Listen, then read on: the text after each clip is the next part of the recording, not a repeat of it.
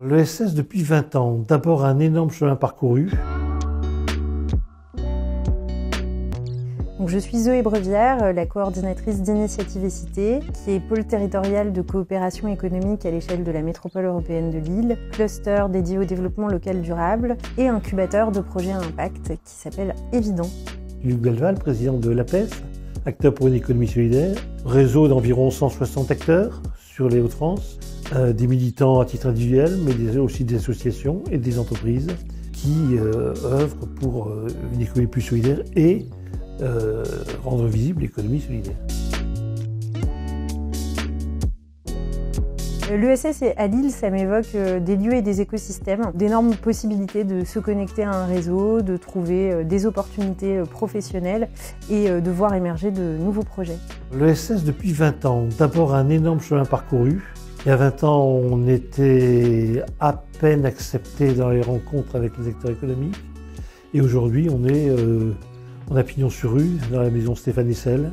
Et donc ça, c'est vraiment à la fois le travail qui a été réalisé par les acteurs lillois et aussi par la ville de Lille à travers ses politiques de soutien à l'économie sociale et solidaire.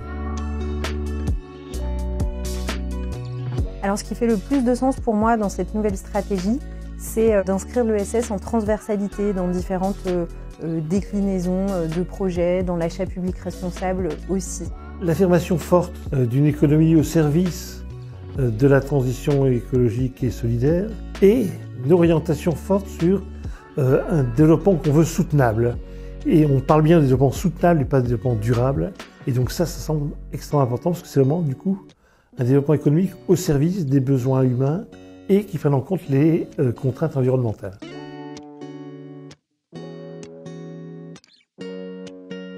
Ce qui me tient à cœur, ce dans quoi je trouve qu'il y a du sens, c'est de s'appuyer sur les acteurs de l'ESS pour répondre aux besoins qui sont identifiés, soit par les acteurs publics, mais également par les acteurs privés sur le territoire, pour pouvoir répondre à ces besoins en créant de nouvelles activités et aussi en structurant de nouvelles filières qui vont être porteuses donc pour la ville et plus largement pour le territoire sur lesquels elles sont implantées.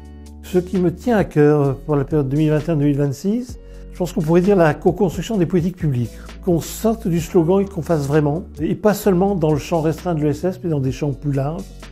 Et donc les achats responsables peuvent être une bonne porte d'entrée. On montrerait vraiment que les collectivités sont des acteurs majeurs pour une transformation de l'économie, justement au service d'un développement soutenable.